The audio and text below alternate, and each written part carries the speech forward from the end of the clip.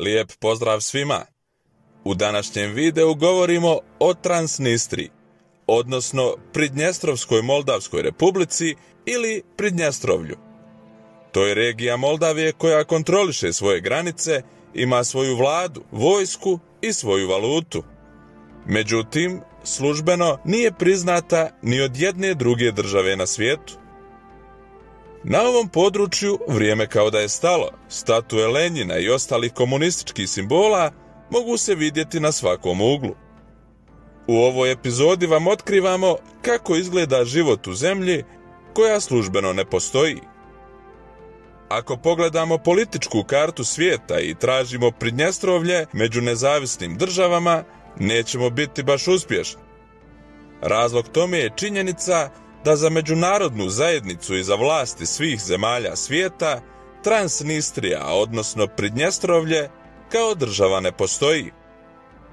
Ali ako se fokusiramo na kartu istočne Europe, možemo pronaći posebnosti i zanimljivosti. Ono što izgleda kao Moldavija na kartografskom nivou ne odgovara u potpunosti stvarnosti tog mjesta. Na istočnom rubu ove zemlje, na granici sa Ukrajinom, nalazimo Pridnjestrovlje. Za Moldaviju i njenu vlast, to je sastavni dio njene teritorije i naziva je administrativno-teritorijalnom jedinicom lijeve obale Dnjestra. Lokalna uprava je, s druge strane, priznata kao nezavisna pod nazivom Pridnjestrovska Moldavska republika. Na mnogim svjetskim jezicima naziv područja se obično pojednostavljuje kao Transnistrija. Taj naziv se odnosi na činjenicu da područje leži iza rijeke Dnjestar, koja djeluje kao prirodna granica na većem dijelu sa Moldavijom. Sa druge strane, postoji široka granica sa Ukrajinom. Ovdje živi gotovo 500.000 ljudi na površini skoro dvostruko većoj od Luksemburga. Ali, osim onoga što mape pokazuju, iskustvo nam govori drugačije. Ako krenemo iz Kišinjeva, glavnog grada Moldavije, i pređemo 70 km koji ga dijele od Tiraspola, glavnog grada Pridnjestrovlja, morat ćemo da prođemo kontrolne i migracione punktove. Biće korisno da posjedujemo novčanice u lokalnoj valuti, a u međuvremenu ćemo čuti drugi jezik. Pismo će također biti drugačije, odnosno na ovom području ćirilica je službeno pismo.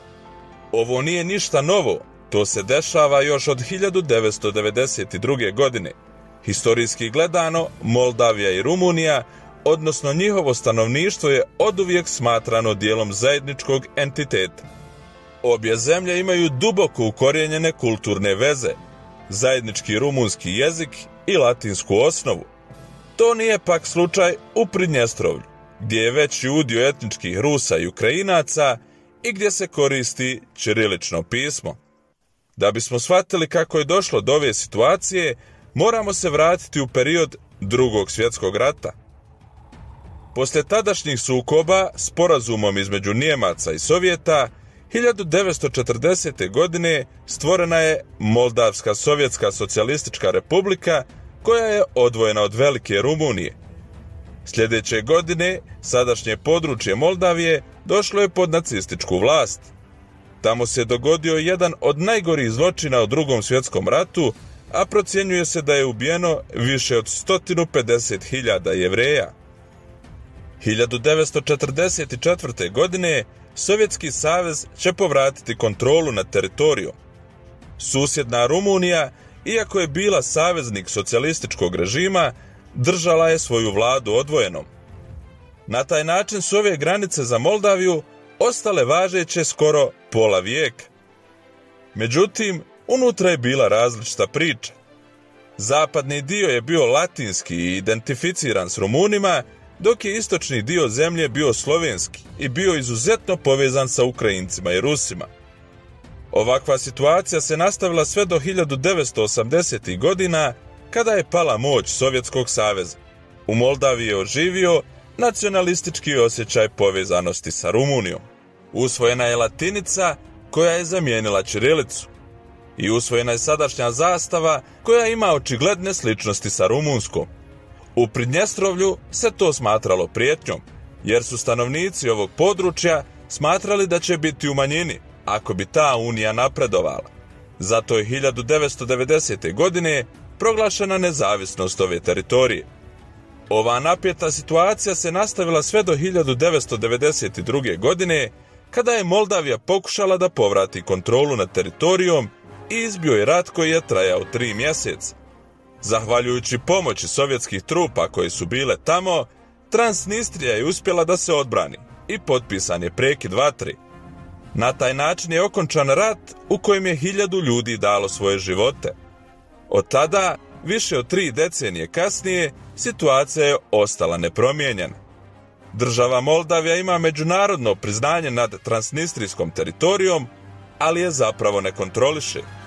I drugo, Pridnjestrovlje, koje ne može potpisivati ugovore sa drugim zemljama, ali koje u stvari dominira na terenu. Trenutno, 3 druge teritorije priznaju postojanje Pridnjestrovlja. To su Nagorno Karabah, Abhazija i Južna Osetija, odnosno druge samoproglašene države koje ni međunarodna zajednica ne priznaje. Međutim, zastave ovih samoproglašenih republika se vijore u pojedinim ambasadama u Tiraspolu. Ova čudna situacija izazvala interesovanje mnogih znatiželjnika, koji su željeli da upoznaju ovo zanimljivo mjesto, uprkos činjenici da nema velikih turističkih atrakcija. Do prije nekoliko godina ulazak i izlazak iz ovog područja bila je birokratska odiseja. Trenutno su procedure jednostavnije, budući da se ekonomski aspekt posjeta počeo više cijeniti. Oni koji uđu u Pridnjestrovsku republiku mogu biti iznenađeni ogromnom statuom Lenjina ispred parlamenta, koji se zove Vrhovni sovjet. U slučaju da je potrebno više komunističkih referenciji, možemo vidjeti srp i čekić na zastavi. Isto tako, sve ovo ostaje vrlo simbolično, jer je ipak na snazi tržišna ekonomija. I u političkom životu demokratski izbori su redovna pojava, iako se sumnja u validnost istih zbog odsustva stranih posmatrača.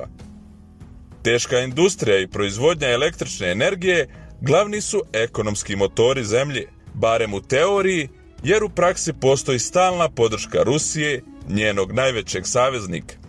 Postojale su sumnje da je ovo područje centar i idealno mjesto za trgovinu oružjem.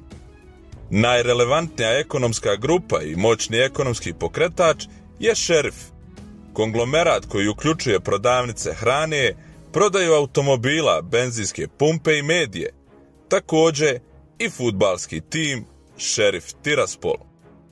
Ovaj tim učestvuje u Moldavskoj ligi, te je u prethodnoj 21. ligaškoj sezoni osvojio njih 19.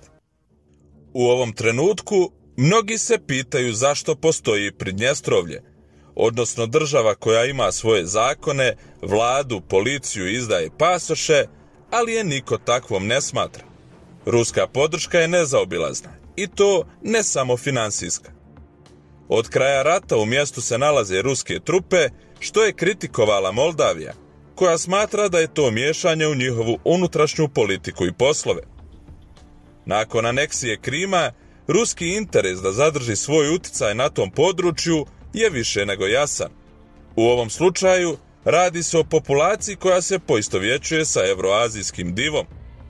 Na geopolitičkom planu Moldavija je krenula putem svoje starije sestre Rumunije, koja je pristupila Evropskoj uniji i NATO savezu, odnosno rivalima Rusije. Evropsko vijeće je 23. juna 2022. godine potvrdilo kandidatski status za pridruživanje Evropskoj uniji, Ukrajini i Moldaviji. Da li ovim potezom Moldavija može biti ugrožena onim što se dešava u Pridnjestrovlju? Zašto ni sama Rusija ne priznaje nezavisnost ovog područja? Da li je to određena vrsta balansa u kojem svi poštuju delikatan i čudan status quo? Svaka promjena u regionu bi mogla dovesti do pripajanja Transnistrije Rusiji. To bi stvorilo neku novu vrstu Kaliningrada, jer bi to bila nova ruska eksklava u Evropi. Na neki način, ova Pridnjestrovska Moldavska republika je izuzetan podsjetnik na posljedice koje stare arbitražne političke odluke o razgraničenju mogu izazvati. Molimo vas da u komentarima ostavite vaše mišljenje kakvu će budućnost imati ovo područje. Ukoliko vam se svidio ovaj video, molimo vas da se pretplatite na naš kanal, ostavite like i komentar i vidimo se u sljedećem videu. Lijep pozdrav svima!